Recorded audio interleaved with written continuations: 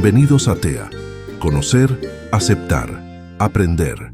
Hoy tenemos una entrevista a fondo junto a nuestra comunicadora social Carla Andrea, donde conversaremos con profesionales y familias que viven de cerca el trastorno del espectro autista, para compartir experiencias, aprendizajes y reflexiones que nos acercan a comprender mejor esta realidad. Este programa llega a ustedes gracias al financiamiento del Fondo de Fomento de Medios de Comunicación Social del Gobierno de Chile y del Consejo Regional 2025, solo en Radio Cómplices 97.3. Damos inicio a TEA. Conocer, aceptar, aprender. Tócame así, tal como soy, no necesito que me cambies hoy. Muéstrame. Bueno, bienvenidos, bienvenidas a Conocer, Aceptar y Aprender. TEA, Trastorno del Espectro Autista, un programa, ¿cierto?, del Fondo de Fomento de Medios de Comunicación Social del Gobierno de Chile y del Consejo Regional. Quiero agradecer al doctor psiquiatra Pablo Gómez, quien está con nosotros a esta hora. Doctor, muchas gracias por acompañarnos. Gracias a usted por la invitación. La verdad que para nosotros como radio es muy importante hablar desde el punto de vista médico, porque hemos estado igual abordando los rasgos del trastorno del espectro autista, pero gracias a Dios tuvimos la posibilidad de contactarlo y gentilmente el doctor nos ha recibido acá en su consulta. Bueno, doctor, ¿qué es exactamente el trastorno del espectro autista y por qué se define como un espectro? Bueno, antes de comentarles eso, para nosotros también es muy importante este tipo de actividades, ya que nosotros somos un dispositivo de salud de tipo ambulatorio, donde nos vamos moviendo por los territorios. Claro. Así que es muy importante para nosotros también poder aportar, digamos, a la difusión en las distintas localidades en las que trabajamos, como en este caso la Comuna del Carmen, claro. y acercar esta especialidad al dominio público, digamos, de nuestros beneficiarios. Así que muchas gracias por este espacio. Uh-huh. El trastorno del espectro autista es una condición del neurodesarrollo, uh-huh, ¿ya? Que tiene causas multifactoriales, o sea, todavía no tenemos un eje causal directo, digamos. Lo que sí podemos decir que es un cuadro que tiene un traspaso, digamos, a través de la herencia, o sea, es genético, sí, pero también hay otros factores de riesgo en el que pueden afectar o facilitar que se desarrolle esta condición. uh-huh. Generalmente algún tipo de problemas en el embarazo, patologías del embarazo, digamos, de la madre, prematurez, bajo peso de nacimiento, puede ser una de las causas que desencadenen la expresión de estos genes. ¿Qué es lo que es el trastorno del espectro autista? Es una condición en que los niños o adolescentes que lo padecen presentan desde temprana edad alteraciones permanentes, eso es súper importante, uh-huh, en todos los contextos de la interacción social, de la comunicación social y un patrón de comportamiento, actividades o intereses de tipo restringido o estereotipado. ¿Qué quiere decir, ¿no?, eso? Personas que les cuesta esto que estamos haciendo nosotros, conversar. Y la comunicación incluye un trastorno, un retraso del lenguaje, o sea que no tengan un desarrollo desde pequeños tan adecuado de entender el lenguaje, expresar el lenguaje, ¿ya? Y lo otro también, el lenguaje, no solamente palabras, sino también gestos, posturas, ¿cierto? Eso también se ve alterado en estos pacientes. En la parte social no tienen muchas veces interés en los otros como alguien que les importe para ir a entablar una conversación. uh-huh, O no saben bien cómo hacerlo, a veces son muy inadecuados en el contacto, se acercan mucho, otras veces no les interesa para nada, ¿ya? No entienden muchas veces qué significa tener un amigo, Las relaciones entre otros les cuestan un poco más.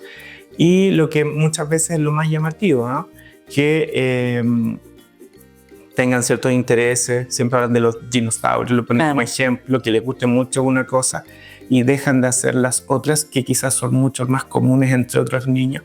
Ellos son rígidos con esto y estos intereses los pueden mantener por mucho tiempo y solamente logran interactuar a través de esto. O sea, yo puedo hablar de dinosaurios todo el rato, pero si me preguntan del partido de ayer, no tengo idea, no me interesa, no puedo flexibilizar para, digamos, conversar con esta otra persona. La verdad que no sé cómo hacerlo y no me interesa. Esto igual es, yo al ir comentando esto, también estoy caracterizando a ciertos pacientes y uno puede decir, pero yo tengo un amigo o un pariente T que no es así. Claro, y ese es el espectro, que puede ser muy amplio. Y en esta esquina tenemos al paciente que no habla, que tiene una discapacidad intelectual y que no tiene cero interés en los otros como entes sociales y que requiere apoyo completamente de sus cuidadores. Y por acá otro tenemos a alguien que quizás le cuesta la socialización, pero después en ciertas condiciones logra generar amistades, que tiene una capacidad intelectual quizás brillante y que estudió en la universidad y ahora tiene una empresa, pero cuando ya lo saturan los ruidos se puede mandarle embarrar, pelear con alguien. O sea, hay ciertas dificultades, pero ha logrado desarrollar una vida lo más adecuada posible. Entonces, eso es un aspecto, que no todo es tan categórico y tenemos ciertas variaciones o variables entre medio. Y a medida que vaya pasando el tiempo, estos rasgos se van agudizando, los vamos tratando de, digamos, de manejar a través de una ayuda también profesional. O sea, esa es la idea en general de todas las personas que tienen alguna dificultad, tanto en salud mental como en salud, que a través del apoyo del colegio, en el caso de TEA, de los organismos de salud, de la familia, las personas vayan disminuyendo, digamos, el impacto que estas características tienen en sus vidas y pueden desarrollarse. Esto es igual que para las otras personas. O sea, si cuando nosotros éramos chicos le teníamos miedo a la oscuridad, la idea es que no le tengamos miedo cuando tengamos claro. ¿cierto? Si nos cuesta ir al baño cuando somos chiquititos, después la idea es que no nos cueste. El TEA en ese sentido es igual que para las otras personas. Todos tenemos que irnos desarrollando. A las personas que tienen esta condición o este trastorno, a veces le puede costar un poco más, se pueden demorar un poco más y la idea es que el resultado de su desarrollo les permita vivir bien. Hay personas que si no reciben un tratamiento adecuado o si tenemos ciertos niños que tienen características de rigidez o dificultad en la socialización y van a pasar todo el día jugando videojuegos entre cuatro paredes, no van a poder desarrollar sus competencias necesarias sociales o lo demás y sí se van a agudizar. Y eso depende mucho del contexto en el que se hace. Hablemos un poco del diagnóstico, doctor, de la detección temprana. ¿A qué edad suelen manifestarse los primeros signos del autismo o del TEA? ¿Y qué señales deberíamos los padres, ¿no?, observar para sospechar de este diagnóstico, este posible trastorno del espectro? Bueno, hay manifestaciones tempranas. Como hablamos del espectro, no todos no vamos a ver en todos lo mismo, digamos, ¿ya? Lo más tempranamente, lo que más se puede ver tempranamente son algunas alteraciones en el contacto y en la socialización. O sea, la socialización parte de los niños cuando ya empiezan a fijar la mirada, empiezan a sonreírle a sus padres, ¿ya? En muchos niños con condiciones del espectro autista eso no se ve, ¿ya? O sea, niños que no miran, niños que no se ríen, niños que no se ríen a carcajadas, un poquito más grandes ya tienen retrasos del lenguaje, no tienen intención comunicativa, o sea, niños que apuntan pero que no intentan hablar al año, a los 2 años. Podemos tener un abanico de posibilidades. No hay algo categórico para decir, que está esto y tiene TEA. Y por lo mismo, uno no puede decir que hay una edad típicamente precisa para diagnosticar el TEA, porque podemos caer en un diagnóstico inadecuado, erróneo. Porque si un niño de menos de 5 años, 4, 3 años, que no va al jardín, que vive con puros adultos, si tiene algunas señales que nos digan, chuta, no socializa mucho, pero hay que ver por qué no socializa mucho. Es algo desde siempre, es por el contexto, y lo que más necesitan esos niños es apoyo, estimulación. Yo soy partidario de que los diagnósticos se tienen que hacer cuando también tengamos algo que ofrecer. ¿Ya? Y eso es súper importante, y voy a decir por qué. Nosotros en el sistema público tenemos las salas de estimulación que funcionan en todos los hospitales y en los SPAM, de entre los 0 y los 5 años de vida. Es un programa preventivo, por lo tanto nosotros podemos derivar pacientes que tengan retraso en el desarrollo psicomotor, un retraso del lenguaje, ese tipo de cosas. Si nosotros le ponemos el diagnóstico de TEA a un niño de 3 años, ese niño no puede ingresar a la sala de estimulación. Y quizás ese niño, yendo al colegio, escolarizándose, recibiendo todo el apoyo, chuta, quizás era algo de privación, vivía en el campo, no tenía vecinos, no tenía hermanos, vivía con los abuelos, todos miraban celular, no le hablaban, y le pusimos quizás el diagnóstico y en realidad el niño necesitaba el apoyo y estímulo. Más atención. Más atención, más estímulo. Claro. Un ambiente con niños. Si nosotros le ponemos el diagnóstico, no puede ingresar a la sala de estimulación. Si nosotros le ponemos el diagnóstico, no pueden ir a una escuela de lenguaje. Entonces, es importante que nosotros no nos apuremos en ponerle la etiqueta a un niño. Veamos qué necesita y cómo se lo podemos otorgar. Entonces, el diagnóstico se puede hacer desde que tengamos la certeza completa, y para eso necesitamos evaluar que el niño en otros contextos también tenga alteraciones. Y para eso lo mejor es que el niño esté escolarizado. Perfecto. Bueno, ahí entramos en qué profesionales deben intervenir en el proceso de diagnóstico y por qué es importante un enfoque multidisciplinario. Se supone, antes de ir a eso, desde la casa, ¿no? En el hogar vemos las primeras señales. Por supuesto, por supuesto. Por eso es importante que desde la casa siempre haya un ambiente adecuado para el desarrollo del niño. Para eso tienen que haber rutinas, tienen que haber estimulación del lenguaje, hablarle a los niños. Porque si nosotros le hablamos a nuestros niños, le explicamos, le vamos relatando todo lo que pasa. Recuerden que el lenguaje se aprende en el contexto. No que uno le diga al niño, hazte un lápiz, sino que yo le diga, mira, voy a tomar el lápiz, voy a hacer un dibujo con el lápiz. El niño va a entender que no hace dibujo con el lápiz. Es el lenguaje contextual. ¿Ya? Si nosotros le damos la estimulación a nuestros niños, vamos a ser el primer ente de partida de desarrollo de nuestros niños y lo que nos deberíamos dar cuenta. Pero tampoco le podemos traspasar la responsabilidad a los papás de que sepan si ese niño tiene TEA o no. Pero sí, los papás saben, si es que han tenido más hijos, cuando un hijo es distinto. ¿Ya? Entre esos casos, si usted encuentra que su niño es distinto, que le llama la atención algo, que es más apagado, que no contesta cuando le hablan, que no pide las cosas hablando, sino que las apunta, que se mueve solo, consulte en el hospital, consulte en sus SFAM. En primer lugar, una hora de morbilidad para que lo evalúe un colega, un médico. ¿Ya? Perfecto.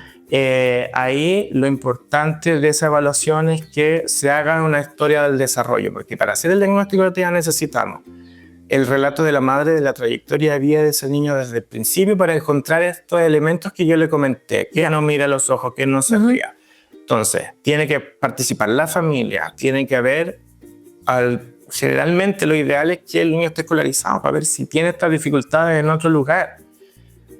Tiene que haber un informe del colegio. Los profesores siempre son, o las tías del jardín, son buenos informantes para decirme el niño socializa con otro, el niño habla o no habla, el niño se desregula en alguna situación, se aísla o no se aísla, cuánto le costó adaptarse en el jardín, quedó llorando muchos días o fue al tiro el primer día y feliz de la vida. Eso es llamativo también. Cuando uno lleva a su hijo por primera vez al jardín infantil, pasan muchos días y sobrepasan los 4 o 5 menos días que de adaptación.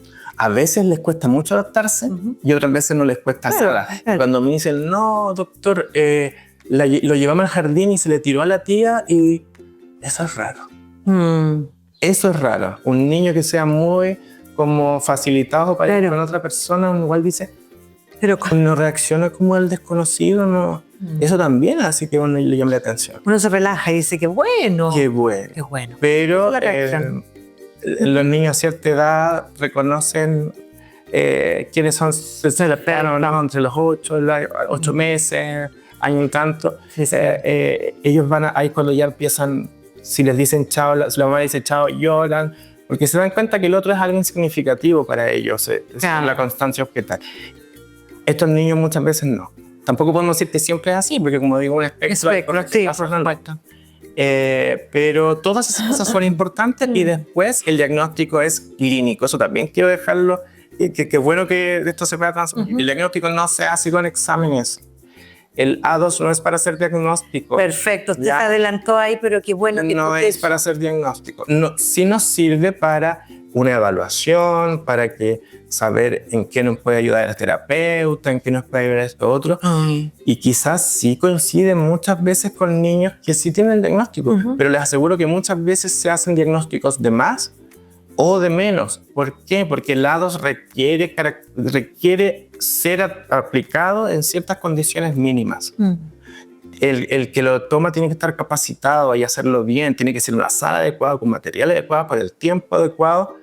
Entonces hay muchos A2 que... No puede ser, no perdón, podemos no puede aceptar. ser en una sesión de sesiones, que es lo típico cuando hay un test.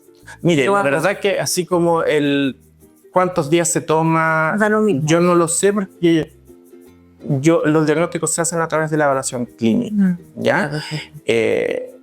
Pero lo que yo puedo asegurar es que el A2 no hace diagnóstico. Porque en algunos lugares también le dicen a la mamá que para confirmar el diagnóstico tiene que ir a hacerse el A2, así como en un lugar desde Pero el viste. colegio. Y la Pero verdad es viste. que eso no es así.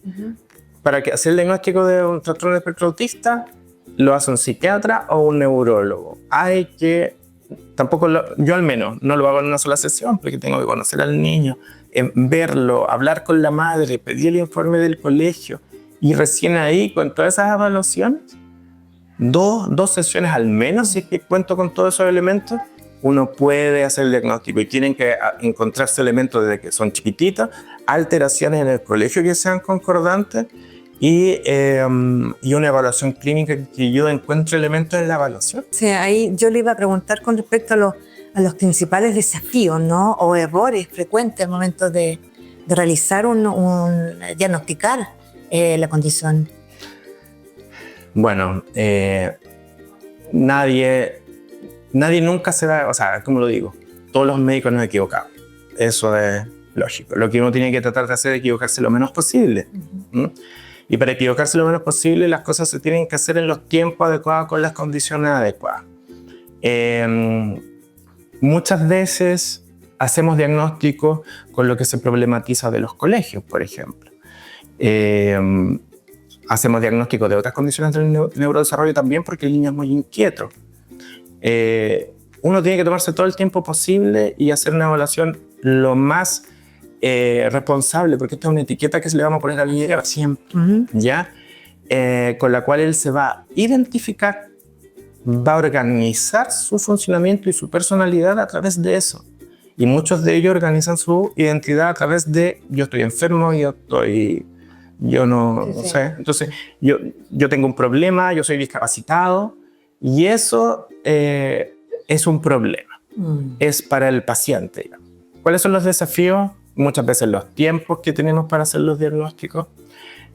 Muchas veces las presiones de los colegios, las presiones también de los mismos padres que se angustian. ¿Por qué digo las presiones del colegio? Porque muchas veces no se espera a tener una atención adecuada en el sistema público, sino que se le paga a un colega, ya sea psiquiatra o neurólogo, que en una atención le ponen el diagnóstico. Eso para mí es complejo y no quiero crear polémica, No, sí.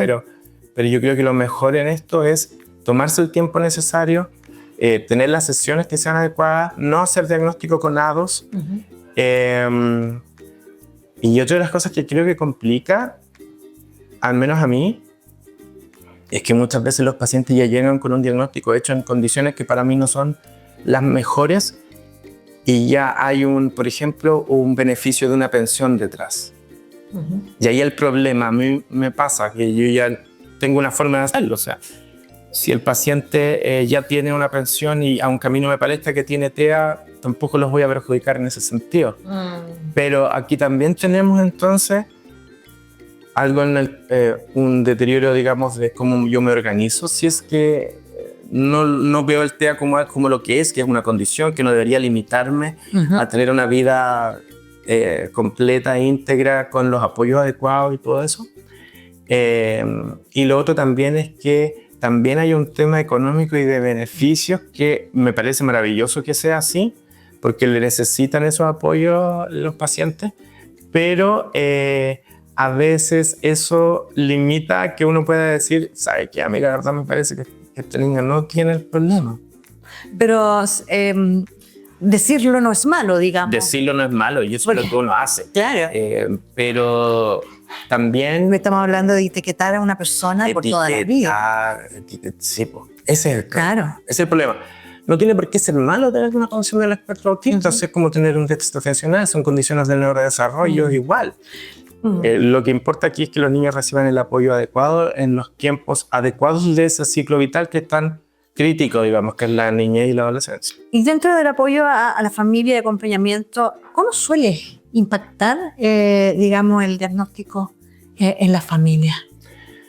Bueno, yo soy psiquiatra hace algunos años, un par de años, y la verdad que ya en ese momento había de todo, y yo diría que bastante bien el recibimiento de las personas. Quizás a los que les tocó vivirlo esto hace unos 10, 15 años era mucho más chocante por el desconocimiento, porque no estaban los apoyos en la escuela. Pero la verdad que la gente lo entiende bastante bien. No, yo creo que tiene que ver también porque antes el autista que uno conocía era como el de las películas, que era más profundo, ¿cierto? Y que no tenía el lenguaje. Son cosas muy marcadas. Era como la caricatura de que era como genio en una área, pero en la otra no hablaba nada y todo. Y claro que era más impactante, pero ahora yo creo que la gente está mucho más familiarizada con con que sea al ampliar el espectro, que hay personas que tienen la condición, pero no se observa una problemática tan marcada. Perfecto. Y muchas personas también ya conocen a alguien que tiene la condición y dicen, pero en realidad este niño anda bien, juega igual en el colegio, tiene amigos, quizás a mi hijo también le va a pasar lo mismo. Entonces yo cada vez veo que no me ha tocado alguien que se lo tome poco menos que algo tan terrible, pero hay familiarizado. Pero hay un papel importante que cumple igual la familia, ¿no? En el avance, en la evolución, mejor dicho, y bienestar del niño o la niña. Totalmente, o sea, el desarrollo de los seres humanos es fundamental la familia, tengan o no tengan una enfermedad o condición. Y en este caso, al tener una condición que hace que el mundo sea más adverso para ellos, la protección que le puedan dar la familia, el apoyo que le puedan dar la familia, el soporte que le pueda dar la familia para socializar, hacer otras cosas, identificarse positivamente, desarrollarse lo mejor posible, es lo más importante. Y ahí a veces el desafío, la gente entiende la condición, pero muchas veces los recursos intelectuales, sociales, porque hay muchas personas que viven en el campo, que no tienen vecinos los niños.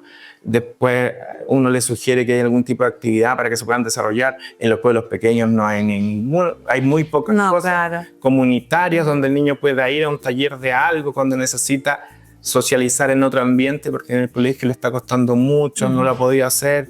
¿Cómo le damos otro ambiente de socialización? Y ahí mientras más se pueda movilizar la familia, mejor va a ser el resultado. Pero ahí también está la responsabilidad de las comunidades, las políticas públicas, las políticas locales, municipales, qué hacemos y qué tenemos para ofrecerle a nuestros niños, tengan condición o no. Yo creo que es algo que estamos bastante al día como sociedad. ¿Cómo manejar la expectativa respecto a la evolución o los avances de un niño dentro de espectro? Si bien es cierto, hay buenos augurios, digamos, de evolución, pero en algunos casos es más, digamos, una cosa, digamos, un avance menor o es más agudo, digamos, ¿no? Como es un espectro, la verdad que los casos son distintos unos de otros y esto va a depender de cada caso. Si tenemos un paciente que no tiene lenguaje, un TEA grado 3, que no tiene lenguaje, tiene discapacidad intelectual y lo tienen que ayudar para desde levantarse en la noche, lavarse los dientes, comer, vestirse, el pronóstico va a ser complejo, se va a mantener siendo complejo y ese paciente va a requerir apoyo todo el tiempo. ¿Ya? Y quizás vamos a poder lograr cierta autonomía en actividades de la vida diaria en la casa, pero va a necesitar apoyo siempre. Pero en los otros niños, sí, en un niño, dependiendo del punto de partida, dependiendo de las características, sí vamos a poder decirle a los papás, vamos a poder podría llegar a la universidad, se puede casar, todo eso, pero todo depende de cada caso y uno tiene que manejar todas las expectativas. O sea, si a un niño le cuesta, porque tiene TEA, le cuesta socializar, pero a la vez es muy rígido y tiene discapacidad intelectual, ya, como otro niño que tenga discapacidad intelectual sin TEA, igual le va a decir a los papás, o sea, no va a llegar a ser físico de la NASA, quizás, así como uno tampoco lo hubiera sido, pero quizás sí puede aprender un oficio, quizás él sí puede estudiar en la universidad alguna cosa más corta. Sí, porque hay familias o padres que de una otra manera igual se niegan, ¿no?, a aceptar el diagnóstico. Claro. ¿Cierto? Bueno, y los diagnósticos tampoco tienen que condicionarnos, limitarnos completamente. O sea, el diagnóstico le puede decir ya usted tiene TEA, pero la evolución, cómo se enfrente esto, el apoyo de la familia, puede hacer que logre igual los desafíos dentro de su posibilidad, obviamente. Entonces, esto no es absoluto, ¿no? Por eso es tan importante hacer un diagnóstico adecuado para no poner... Explíqueme un poquito sobre los grados, doctor. En los grados, más que nada, dependen de depende de la necesidad de apoyo que tenga el niño, va a ser el grado 1, grado 2, grado 2. Ya, pero hay ciertas cosas que son, claro, eso es TEA. Nosotros tenemos el grado 1 o alto funcionamiento. Alguien que tenga discapacidad intelectual no puede ser grado 1. Ya. ¿Ya? Alguien que no tenga lenguaje no puede ser grado 2. Ya. Va a ser 3. Entonces, si nosotros tenemos un paciente que va al colegio, le cuesta socializar, pero socializa con uno o dos amigos que hablan todo el día de los monitos que le gustan y de juegos de no sé qué. Pero ya está Pero está escolarizado, se comunica igual, lo pueden dejar trabajando solo y su rendimiento es normal. Ya, ese niño tiene un TEA grado 1 de alto funcionamiento si no tiene discapacidad intelectual.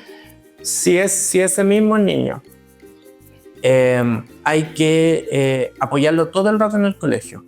En la casa no lo pueden dejar solo porque no se sabe bañar ni vestir solo. Se desregula a veces porque tiene también ansiedad y si sale de la casa tiene que salir con alguien porque le da miedo que le pase algo. Ese niño tiene un TEA grado 2. Porque no tiene, quizás puede tener un poquito de discapacidad intelectual o puede no tener, pero necesita cierto grado de apoyo porque él solo no puede hacer todas sus cosas. Perfecto. Y un TEA grado 3 es una persona que requiere todo el tiempo apoyo. El que le comenté hace un rato, no tiene lenguaje, tiene discapacidad intelectual, no se puede vestir solo. Y si uno lo deja en un lugar, quizás se va a estar moviendo tranquilito, o sea, se va a estar moviendo, pero no va a tener iniciativa de hacer cosas por su cuenta. Eso sería un grado 3. El ejemplo más extremo, porque entre medio igual pueden haber unas características distintas. Y desde su experiencia, ¿cómo debería abordarse la inclusión educativa de un estudiante con TEA? Ese es un tema bien complejo y hasta medio polémico podría ser.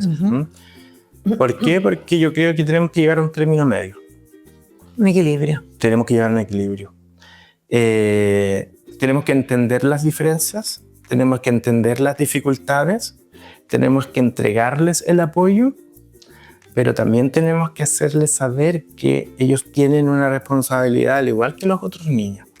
Que las dificultades sociales, que las dificultades en la regulación emocional no justifican actos de agresión, violencia, ni de ellos ni de los otros, ¿ya?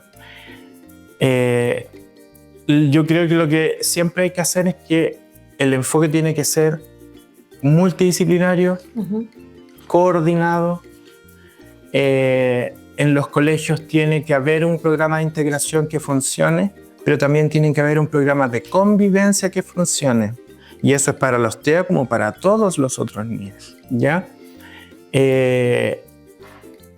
Desde la casa también hay que poner todo de su parte para eliminar los estresores, eliminar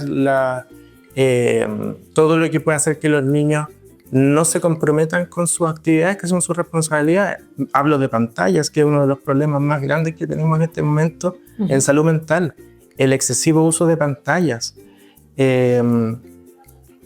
Si nosotros también tuviéramos más actividades comunitarias para los niños, también podríamos ofrecerles otras cosas, más oportunidades de socialización.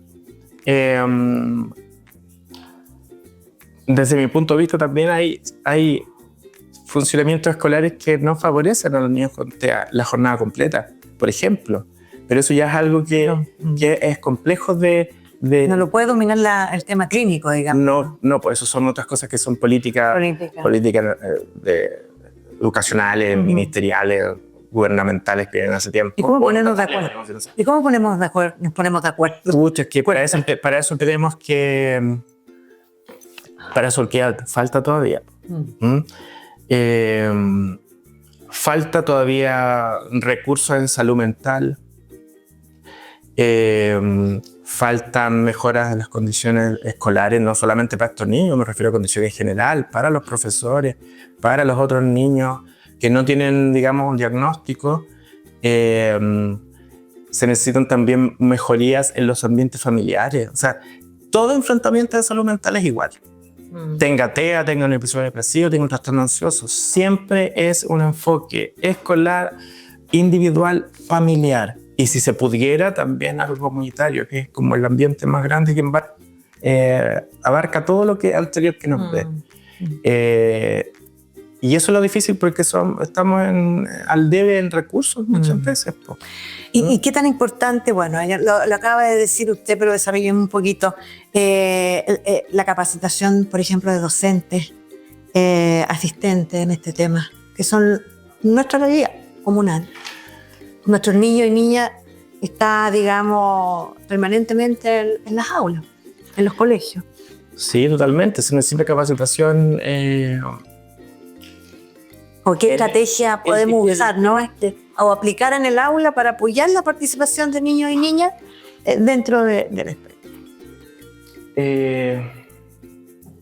Yo creo que en las aulas ya se está tratando de hacer lo que se puede con los recursos que tienen.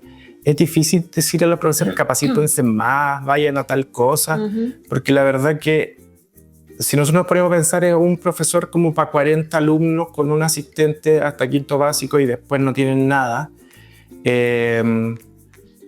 y los niños que tienen dificultades muchas veces no tienen alguien que los esté supervisando, y no hablo solamente de los niños con TEA, también de los niños con déficit atencional, trastornos del lenguaje. Yo creo que la capacitación tiene que ser en general también para poder detectar al niño que está depresivo, no solamente los niños con TEA, que en algún momento como que todo es TEA, y también estamos dejando de lado otras cosas, ¿no? Los niños en general deberían tener apoyo. ¿No? En algún minuto, porque crecieron, se visibilizó más el tema. Antes, en algún minuto lo señalamos, que antes no se hablaba del tema, ¿no? Claro, los últimos, digamos, diría yo, unos 20 años, el diagnóstico ha aumentado más porque los criterios se han ampliado a este espectro que antes era mucho más parcelado y ahora se amplió esto otro. Y el problema es que a veces se hace diagnóstico de personas que tienen solamente rasgos y no pasa a ser un problema. Y por eso que es tan importante que los diagnósticos los hagan las personas que están capacitadas. Porque en 15 minutos no se hace el diagnóstico. Y muchas veces yo escucho, no, es que me dijeron que... cuando entró a la sala de la puerta ya sabía que tenía TEA. Chuta, yo creo que el trabajo de nosotros no nos tenemos que transformar en mago o en clarividente, nos tenemos que transformar en hacer la pega bien, y eso es con toda la calma del mundo recabar todos los antecedentes posibles en las sesiones que sean necesarias para hacer el diagnóstico del niño. Porque si no vamos a encontrar al niño que un poquito que le molestan los ruidos. ¿Cuál ruido? El de la juguera. Sí, a todos nos molesta el ruido de la juguera. O pasa la sirena por al lado y me duele y me tapa los oídos. Sí, pero es un ruido intenso. Entonces nos quedamos con que no coman todo, que le molestan los ruidos. Bueno, los niños que tienen el trastorno de integración sensorial sin TEA.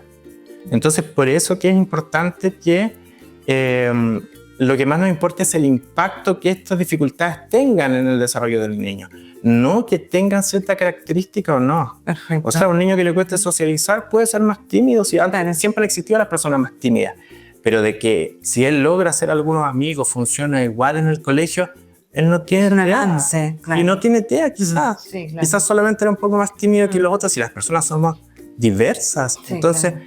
eso yo creo que es importante, de que Entenderlo. y que veamos si en realidad esto que nosotros estamos problematizando genera o no una alteración en el niño, una alteración en su funcionamiento. Esa es la clave, a mi parecer. Sí. En salud mental infanto-adolescente, esa es la clave. Que el niño sea un poco más retraído, pero si va a clase, le va bien, participa, no importa que sea más retraído. Quizás es así. Hablemos de su rol como psiquiatra. ¿Cuál es el rol del psiquiatra, ¿no?, en el tratamiento? Bueno, más que en el tratamiento, el diagnóstico creo que es lo más importante. Los psiquiatras, diría yo que somos, junto a los neurólogos, somos los que podemos hacer el diagnóstico hasta ahora.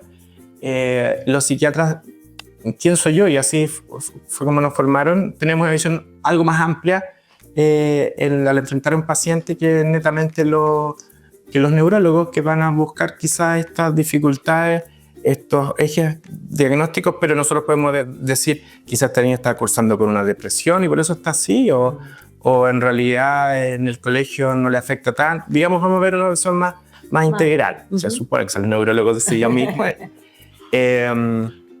Y después el tratamiento es, al evaluar al niño, ver qué es lo cuáles son las dificultades que tiene, evaluar si existen comorbilidades también. Los niños con TEA tienen muchas más presencias de otras condiciones de neurodesarrollo de partida. Trastornos por déficit atencional, trastornos motores, trastornos por tics de partida, y la tasa o la prevalencia de trastornos de ansiedad es altísima. Más de la mitad de los niños con TEA tienen un trastorno ansioso. Algunos en algún momento lo dejaban casi como que van de la mano y es parte del diagnóstico. Pero se ha visto que hay niños con TEA que no tienen un trastorno de ansiedad. Pero estos niños que se desajustan, que no quieren salir de clase, que hay que sacar, le dan crisis en el colegio, esa es ansiedad, una manifestación de la ansiedad. Entonces, muchas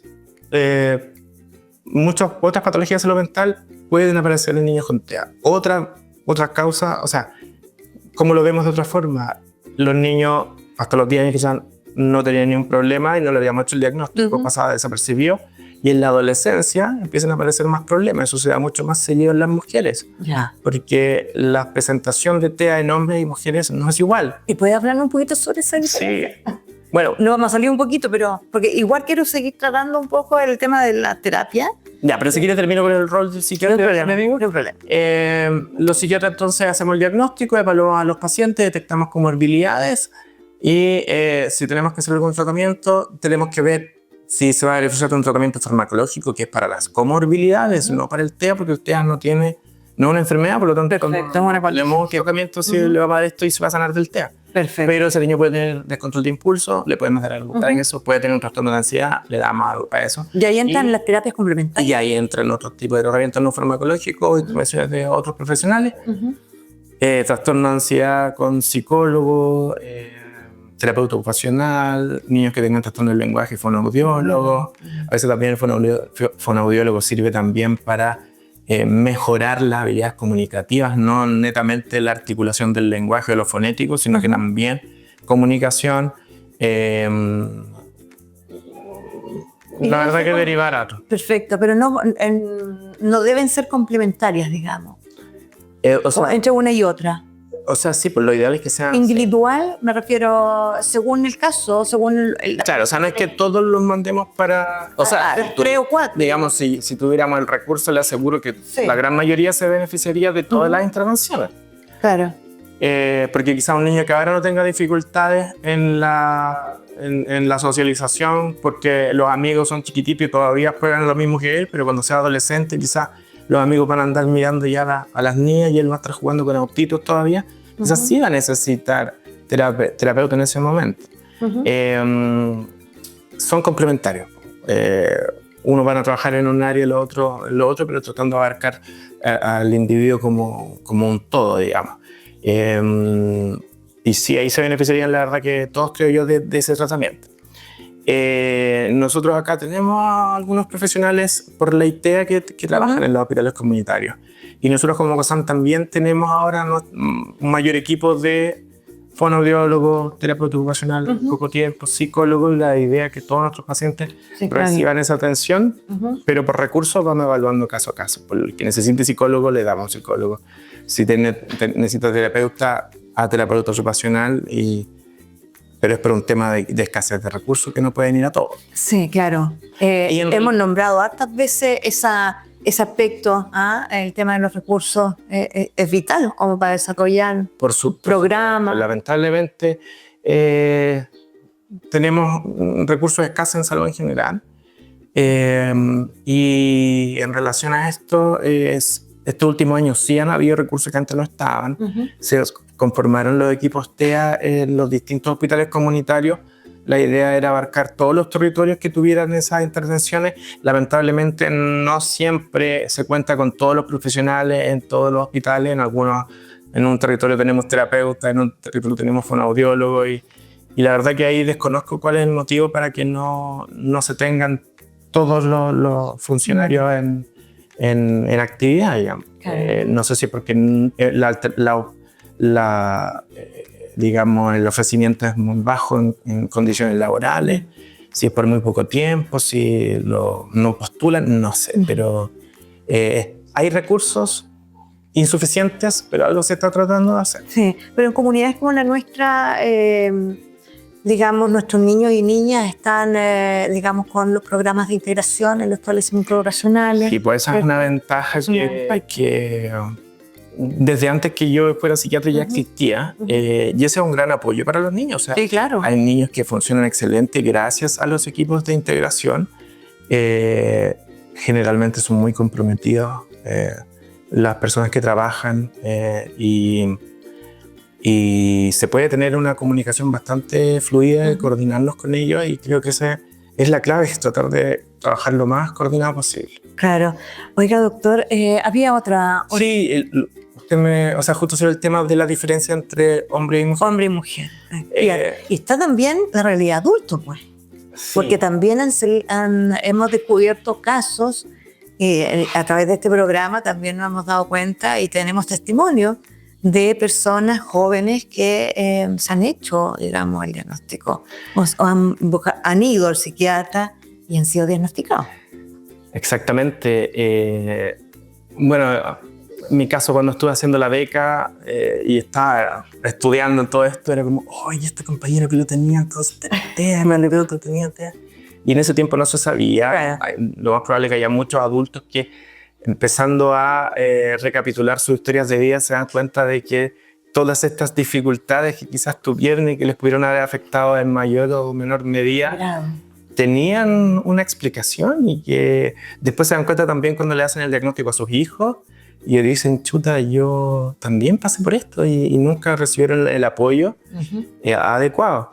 En el caso del dimorfismo entre hombres y mujeres en relación al diagnóstico, en la presentación del TEA, los criterios diagnósticos para este diagnóstico se hicieron en hombres, porque los estudios hechos por 1940 por ahí fueron más en hombres, y se partió desde eso, ¿ya? Pero después, con el tiempo, se fueron dando cuenta los que trabajaron en eso, de que las mujeres tenían muchas veces diagnósticos más tardíos que los hombres. ¿Por qué? Porque tienen mayor habilidades en el lenguaje y mayores habilidades sociales per se. Y hay algo en las mujeres que se denomina, en relación a este tema, enmascaramiento. Me iba a decir camuflaje, ¿no? Eso. Por lo mismo, ¿no? Porque se pueden adaptar mucho más de imitar funcionamientos de las amigas, y pasa más desapercibida, porque también no tienen estos intereses tan marcados y tan restringidos como los hombres. Por un tema cultural, quizás por un tema social, en que las mujeres igual tienen un rol que ya está mucho más definido, por lo tanto, quizás no tienen la posibilidad de explorar los intereses como lo hacen los hombres, en que les gustan los autitos, ya a 1000 autitos les gustan los dinosaurios, y antes quizás las mujeres tenía que comportarse bien, tenía que ser señorita, tenía que tener un comportamiento. Y eso es innegable, que a las mujeres les ha tocado de distinto culturalmente por mucho tiempo. Claro. Entonces, por este enmascaramiento, estas habilidades sociales lingüísticas mayores, ellas pasan más desapercibidas, y muchas veces el diagnóstico se hace en la adolescencia, cuando empiezan con trastornos ansiosos, con rechazo escolar por pares, y problematizar también temas corporales, y ahí chuta, se nos paran las antenas, tiene dificultades en el contacto, y empezamos a hacer la historia del desarrollo y aparecen dificultades de temprana edad. Entonces hay que hacer siempre la evaluación dependiendo de cada caso, y tratar de hacerlo lo más meticulosamente a través de una buena historia clínica, recabar antecedentes escolares, familiares, antes que estar solicitando un examen. Doctor, a veces el desafío no está solo en el diagnóstico, ¿no? Sino en la aceptación social. ¿Cómo está la empatía? ¿Cómo la sociedad, la comunidad también entra en el comprender, ¿no?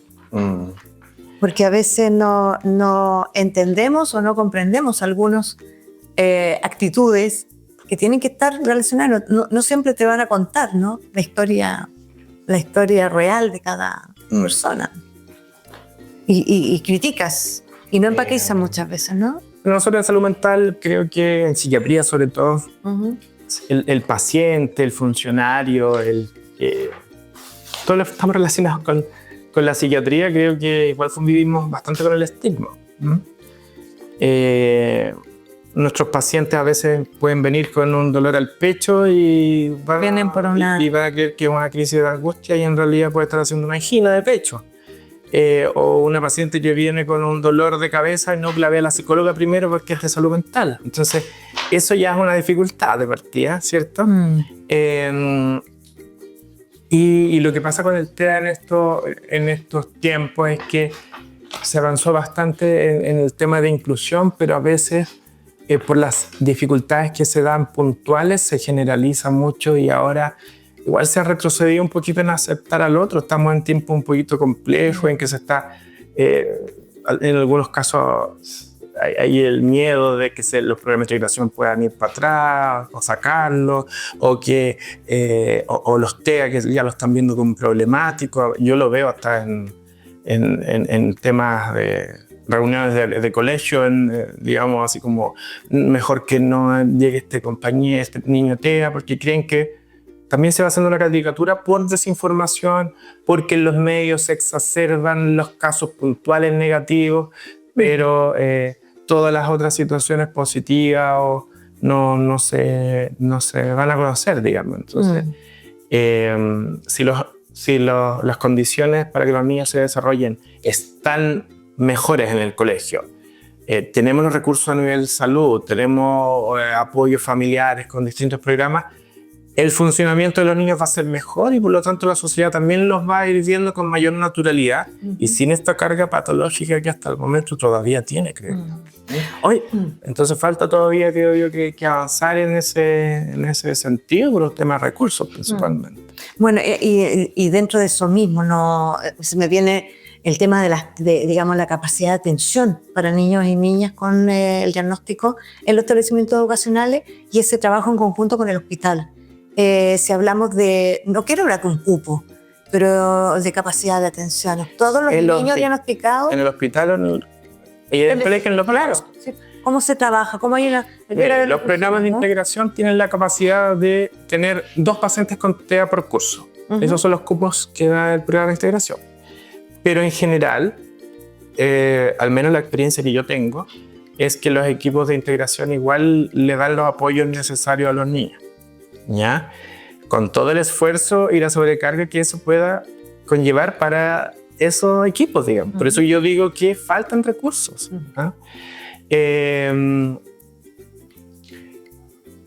hay lugares en los que en realidad sí no se puede abarcar a los 6 pacientes con TEA, quizás no se le puede dar todo el tiempo adecuado porque hay una persona para todos los niños. Entonces, ahí nos cuesta un poquito dar toda esa atención y sí hay cupos, ¿ya?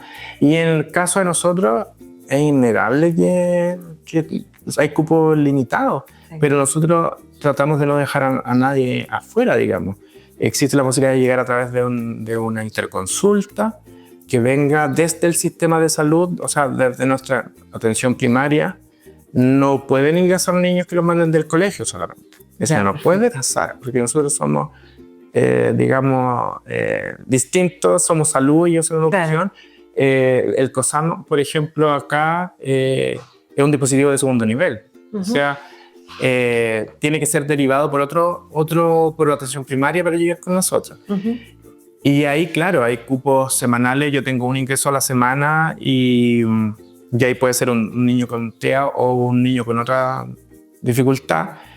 Y lo que sí hacemos es que los niños que se han presentado en consultoría, igual le podemos dejar tratamiento, aunque no ingresen formalmente con nosotros, igual les vamos dando tratamiento y lo van presentando cada cierto tiempo. O sea, nosotros tratamos de abarcar a todos, pero muchas veces pasa que se hace algún operativo en algún colegio, se diagnostican 10 niños nuevos con TEA el año 2025 en marzo y llegan todos de una vez y no vamos a tener la posibilidad de ingresarlos al tiro.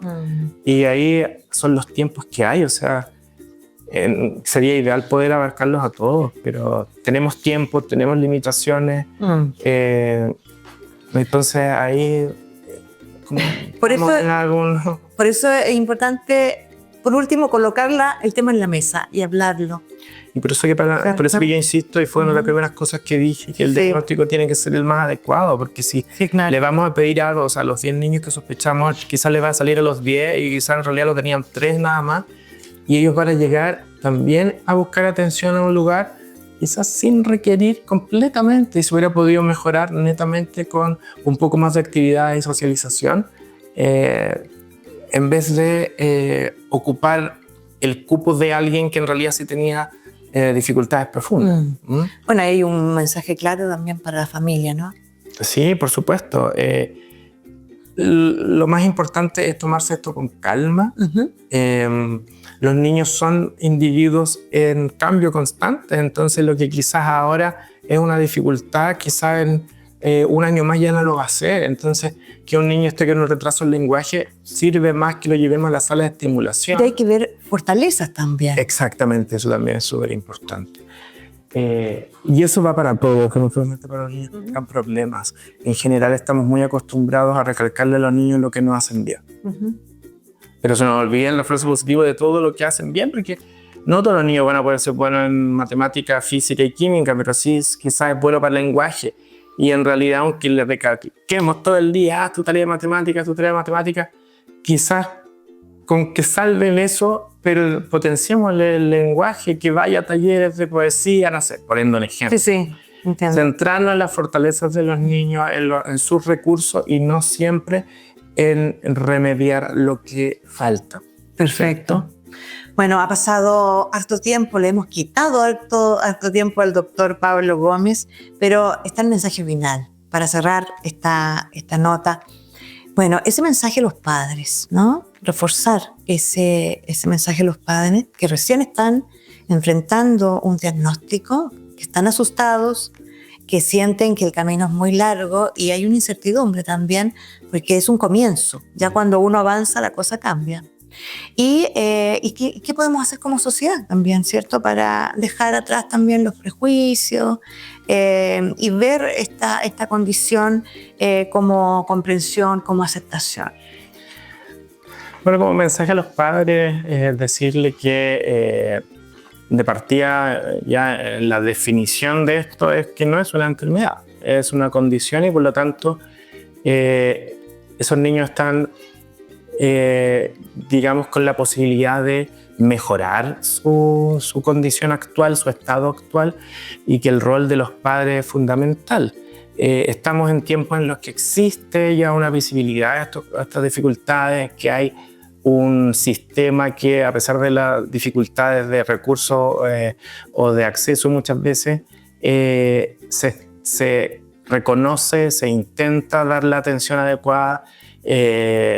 Hasta hace un tiempo pensar que en los hospitales comunitarios iba a haber un psiquiatra era impensable. Ahora ya somos 2 los que venimos acá y ahora tenemos fonoaudiólogos en los hospitales, quizás hace un tiempo no había. O sea, estamos avanzando como sociedad, como sistema de salud, el apoyo de estas dificultades, pero creo yo que tenemos que avanzar como sociedad en visibilizar y ver más a nuestros niños. Y eso parte desde la casa. O sea, si nosotros llegamos del trabajo y vamos a estar con el celular todo el rato, sin darle un tiempo de calidad a nuestros niños, sin conversar con ellos, si no les hablamos, los niños no van a desarrollar su lenguaje adecuadamente. Si los dejamos pasivamente frente a una pantalla, aunque sean con videos educativos, el niño no va a desarrollar el lenguaje. O sea, hay que hablar, hay que jugar, hay que estar con ellos. Si dedicamos más tiempo a nuestros niños y tiempo de calidad, los problemas de salud mental disminuyen notoriamente. Entonces, yo creo que el mensaje como sociedad es: tenemos que empezar a mirar más a nuestros niños. No todo debe ser adultocéntrico como ha sido el mundo en nuestra sociedad hasta ahora. Los niños no son adultos pequeños, son seres en constante cambio y están en una etapa crítica, por lo tanto necesitan que tengamos los ojos abiertos, el corazón abierto a sus necesidades, y la primera necesidad de los niños es amor de sus padres. Así que yo creo que eso es lo más importante para disminuir los problemas de salud mental en general. El TEA tampoco quiero dejar como que es porque los niños no tienen amor o algo por el estilo que se decía antes. Lo estoy diciendo al final, pero en un momento se decía niños que no los veían sus padres iban a su mundo interior. No es así.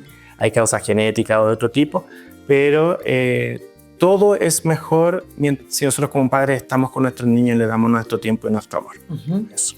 Bueno, doctor, quiero agradecer este tiempo en Radio Cómplices. Siempre estamos teniendo una alianza con nuestro Hospital Comunitario de Salud Familiar.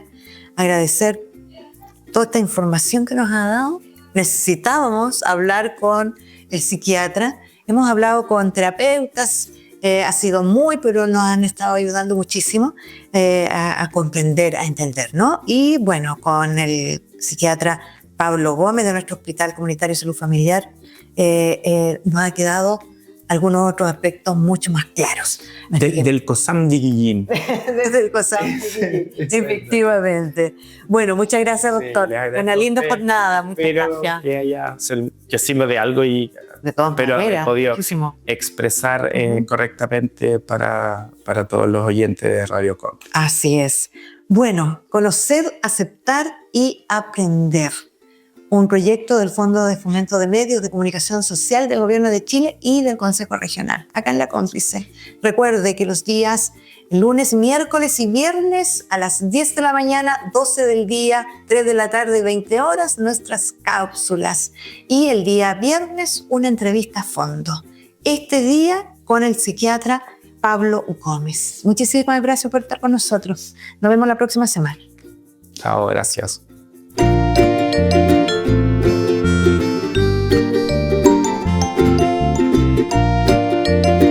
Así damos término a nuestra entrevista a fondo de TEA. Conocer, aceptar, aprender, junto a Carla Andrea. Agradecemos a las familias y profesionales que nos acompañaron hoy, compartiendo sus experiencias y aprendizajes sobre el trastorno del espectro autista. Recuerda que esta entrevista será repetida el sábado y domingo a las 20 horas, para que nadie se la pierda. Además, te invitamos a visitar nuestra página web www.radiocómplices.cl, donde podrás encontrar todas las cápsulas y entrevistas de nuestro programa TEA. Conocer, aceptar, aprender. Este programa ha llegado a ustedes gracias al financiamiento del Fondo de Fomento de Medios de Comunicación Social del Gobierno de Chile y del Consejo Regional 2025. Gracias por acompañarnos y seguir construyendo juntos un espacio de comprensión y apoyo. TEA. Conocer, aceptar, aprender. Solo en Radio Cómplices 97.3. Trátame así.